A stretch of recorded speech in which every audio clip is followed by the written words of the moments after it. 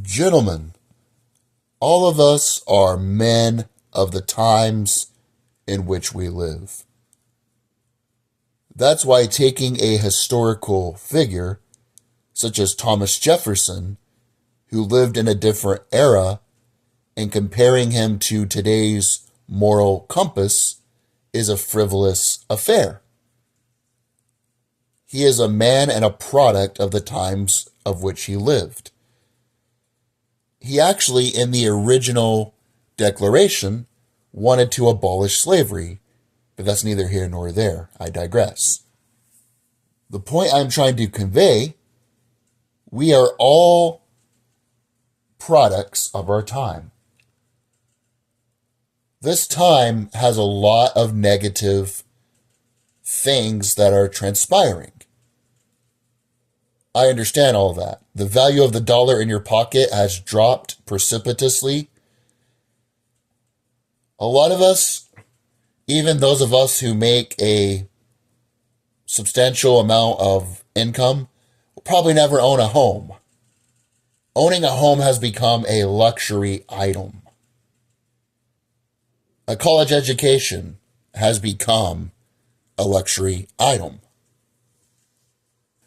However, any successful individual is able to take heed of all the resources at their disposal, and they're able to succeed. And that's what you must do.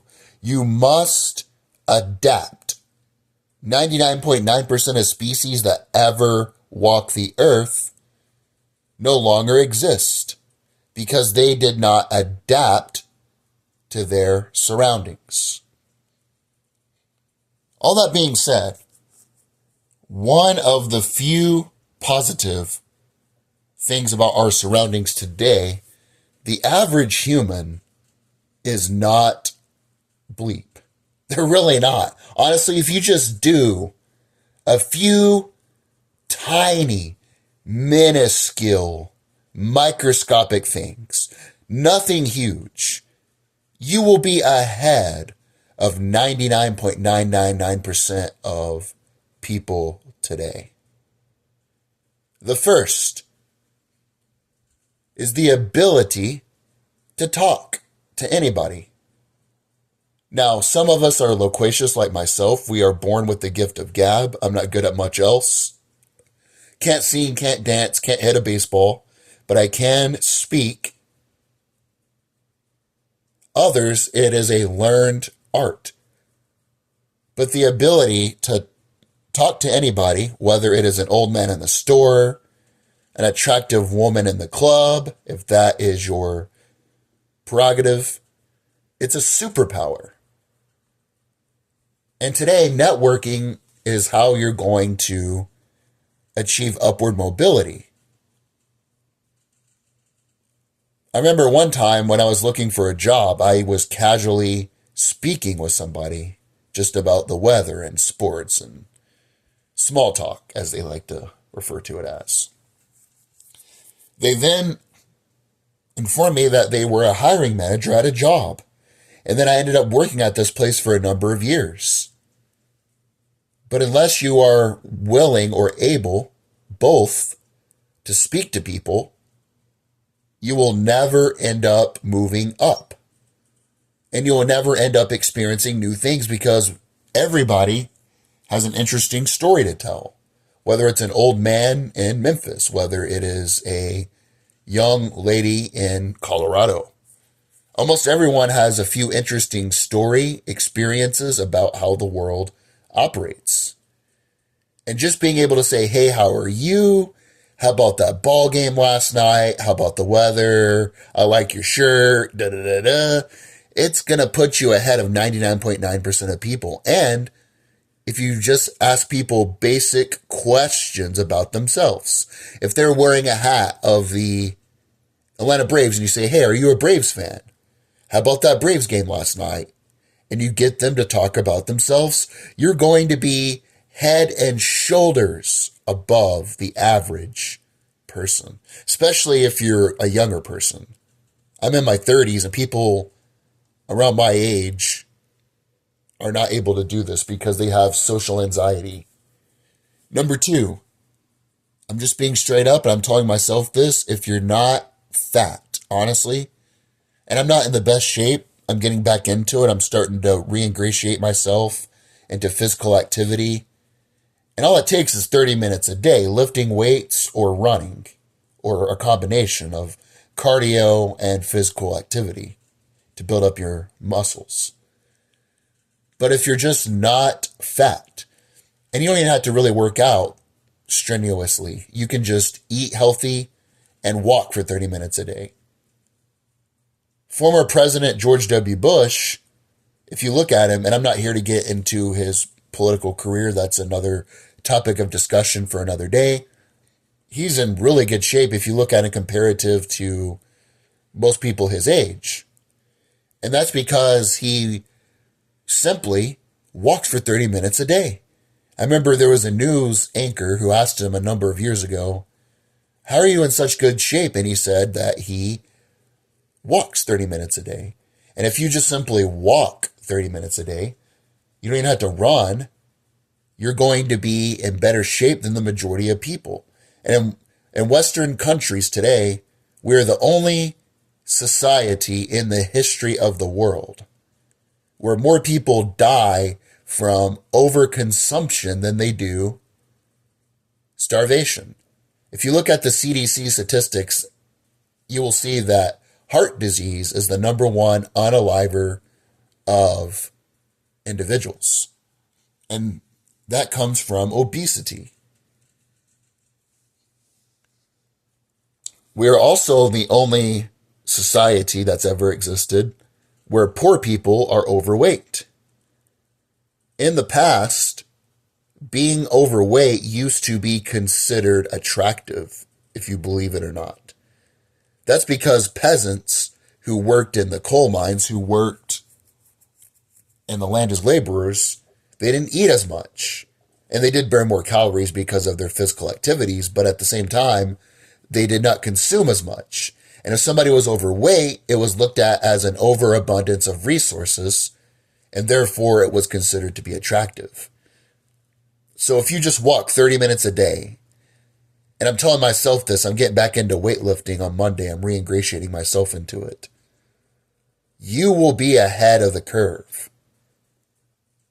Now, women, I'm just going to be honest, I don't know if you're listening to me or why you would be, but you have it a lot harder when it comes to your appearance than men. If you're a man, honestly, these days, have you seen what the majority of people are wearing? And I'm not huge into fashion, honestly. I don't care about fashion. I don't care about all that. But how you present yourself, especially in a corporate setting, especially when you're trying to approach women, matters. If you're a guy, if you just wear a shirt that fits,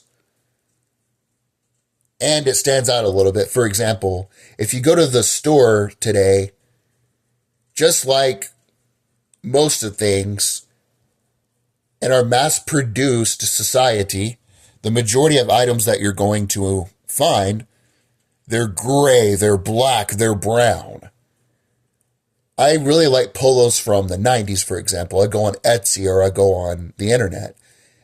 Now, I'm not dressing flamboyantly, but if you're able to get a shirt, for example, that I'll show you one just to sort of show you a visual of what I'm referring to.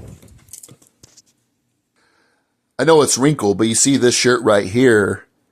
It's not super flamboyant. It doesn't look like you're going to a gay bar, just, being honest. But it also doesn't look dull. It doesn't look decadent. It doesn't look black. It stands out a little bit if you just simply wear and have one that's green, but you just have a shirt that might be red or green. If you look at the world, even in the 90s, we had a lot more color. And it wasn't just shirts, it was also vehicles and stuff. I even saw photographs back to back that showed you how cars used to look. They used to have color. A bigger visual example, think about McDonald's.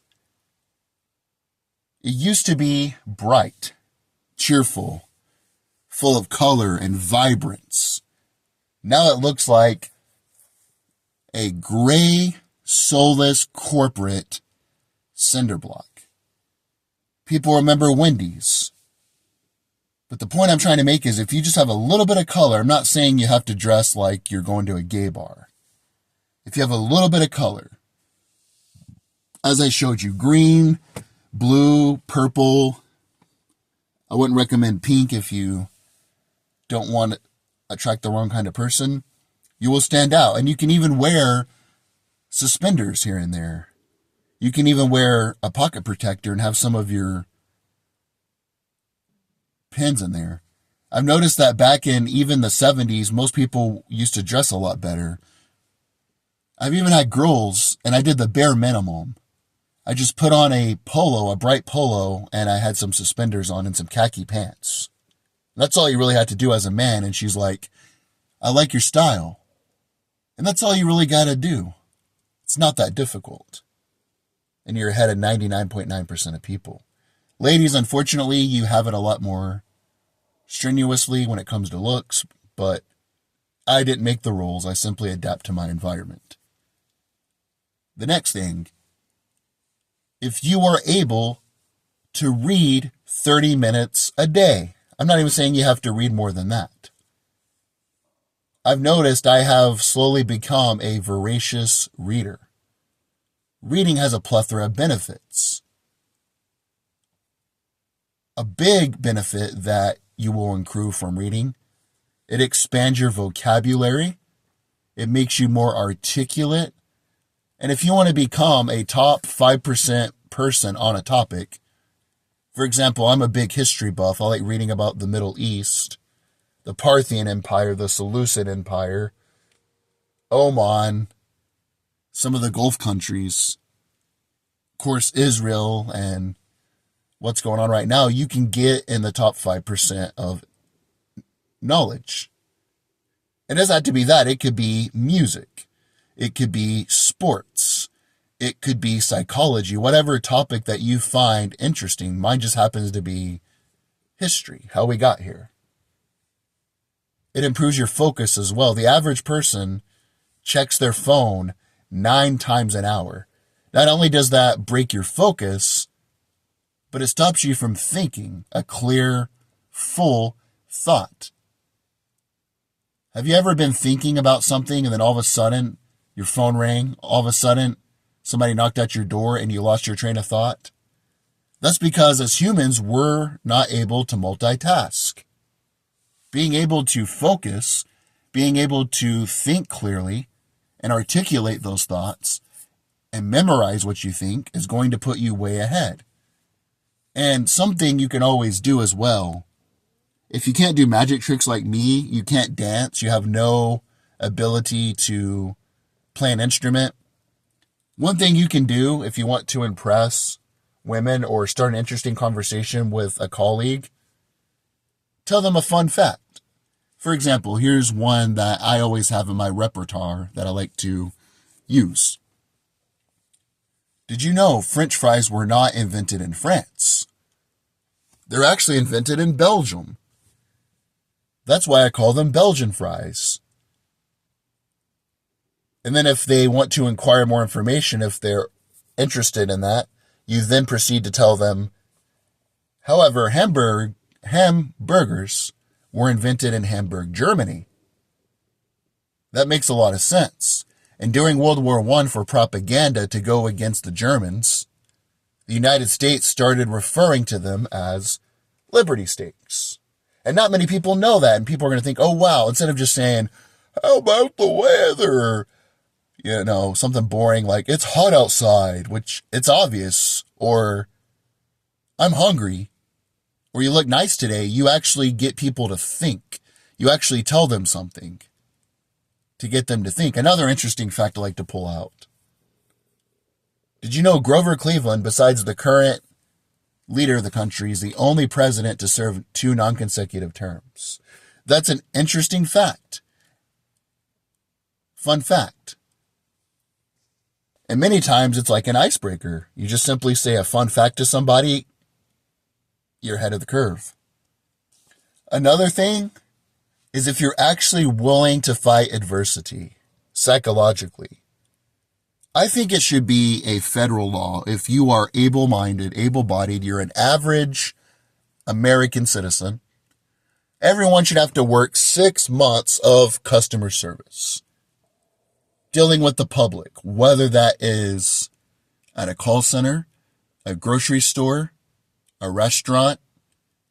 That not only helps you communicate with the public, you're able to hear criticisms from the public, you're able to face adversity, and it improves you as a person.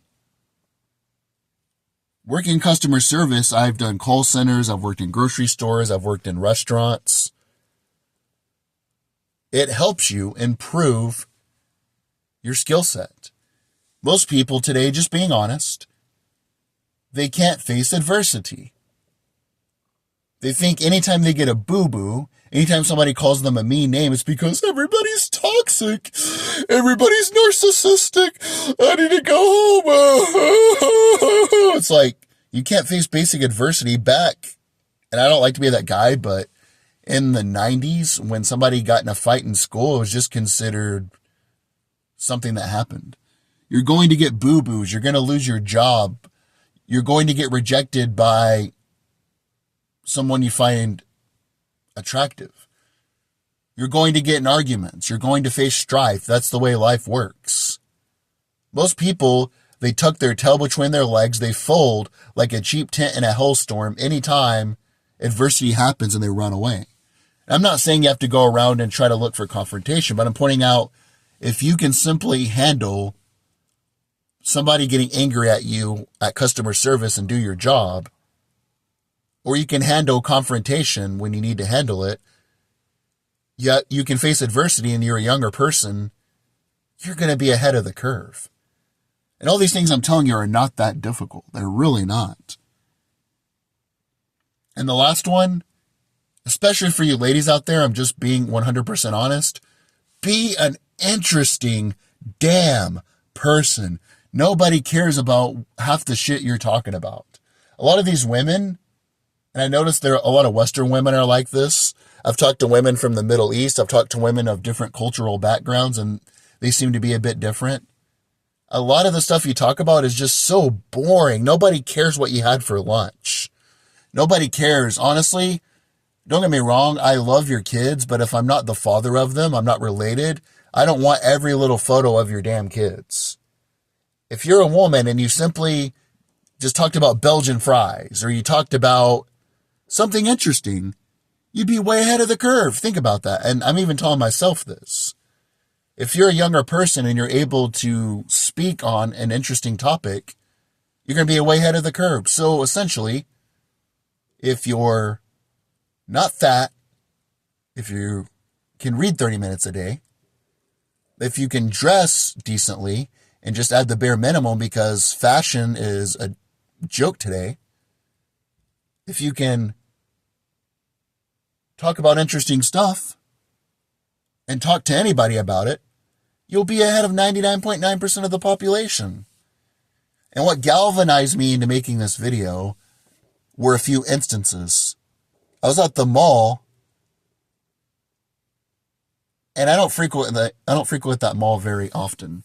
I don't live in that area, but I was with a relative, and I wanted to know where a sports apparel store was. I'm a big Tennessee Volunteers fan. Wanted to get a shirt for the upcoming football season. There was a woman there, an attractive woman, and she was the closest one. I simply just asked her how she was doing, and I asked her if she knew where that particular store was at. And she showed me. I walked with her, I talked with her, and she showed me how to get there. And then my cousin's like, how did you do that? I'm like, do what? How did you speak to her? I said, open my mouth and words came out. I don't know. And then another time, I was at the store. And at this particular location, I normally don't get a lot of luxury items or a lot of additives. I just go there and get something quickly, like if I need milk when I'm cooking or if I need flour, because it's more expensive. But I needed some coffee and the store was close by. I went up to someone and I just asked him if he knew where the coffee was at. We talked for a moment. He showed me where the coffee was at. And I walked out. Imagine if I would have spent hours going, oh, where's the coffee? Oh my gosh. Oh, I just would have wasted time. I would have wasted energy, which are not unlimited resources. And I thought to myself, it's not that hard just to talk to people. I'm not saying you have to have the gift of gab. I'm not saying you have to be extremely personable. But if you just ask someone, how are you? How's the weather? How's the ball game? Do you know where to find the coffee? You're ahead of 99.9% of people. I know we have all these videos of how to be a high value man, how to be a high value woman. And I always respect people's aspirations to improve themselves. But if you just do these small things, you just get shirts that fit better.